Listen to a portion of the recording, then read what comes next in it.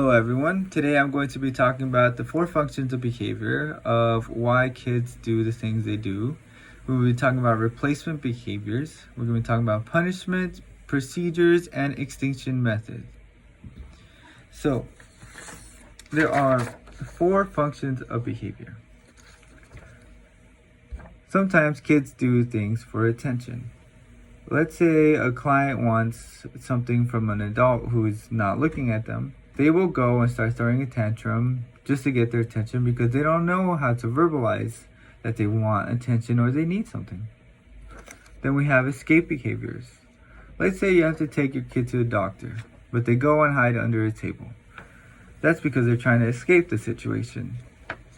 Then we have access to sensory, which means that a kid is working for something for like a sensation. Say they like a light up toy and that light up toy moves around and spins.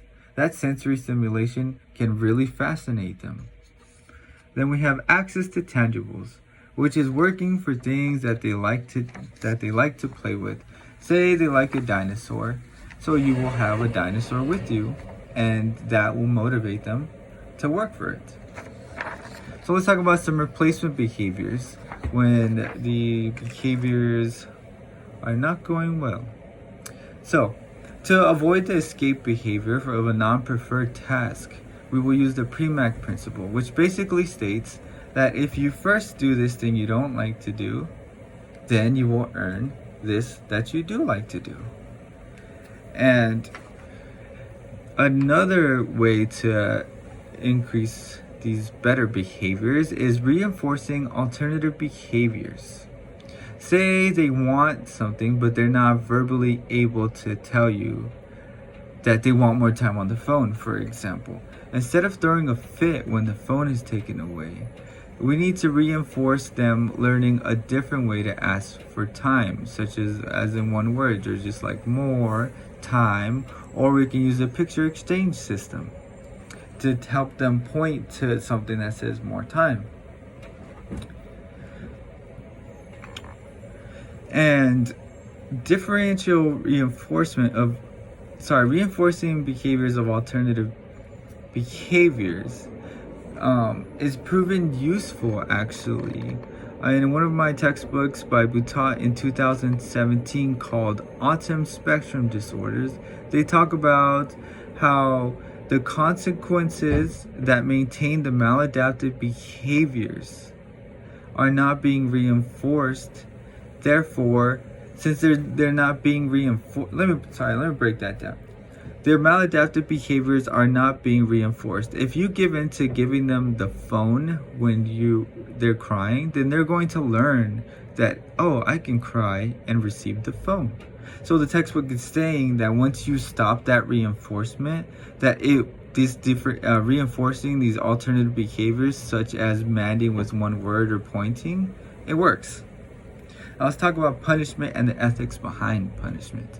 In ABA, we don't use punishment really. It's a last resort, very, very last resort. We don't like to do this. And according to research, Kelly and Holmes, punishment is only something that happens after a behavior happens and we are trying to reduce the likelihood of that behavior happening. And the problem when it comes to punishment is that parents a lot of times punish the child and not the behavior. They will over punish their child and not the behavior itself because, sometimes they'll add on things like a timeout or the phone taken away when that wasn't the issue in a way. It was just a consequence of what they did, right? You're punishing them to make them feel bad and maybe sometimes make yourself feel better about doing it. So we tend to avoid punishment in ABA. Now let's talk about extinction. The extinction method is withholding reinforcement for something that you don't like. So a lot of times the kids will do things just to get a reaction out of someone. Say a 3-year-old is saying bad words. They keep, each time they say it, somebody makes a face like, or, the grandma, like, like starts yelling at them. The child could be liking those yelling behaviors and the facial reactions from the caregiver. So now it becomes reinforced like, oh, if I say this, I get a reaction and I get to laugh. So that's how some of these maladaptive behaviors are maintained.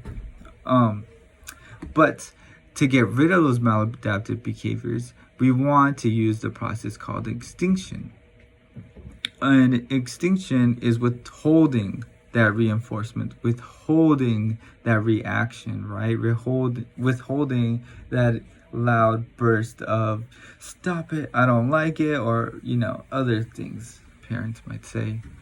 And researchers in 2013 called Lattale found that in many settings and different species that extinction is possible and spontaneous recovery is also very reliable. Now, let me explain spontaneous recovery and why it's important in extinction.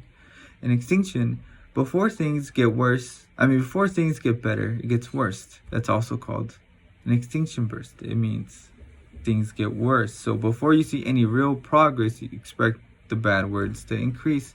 But then once they do decrease, from time to time, spontaneous recovery happens, which is they'll start, for some reason, cussing all over again when you thought that behavior was done. So these are the only things that you need to keep in mind when doing extinction.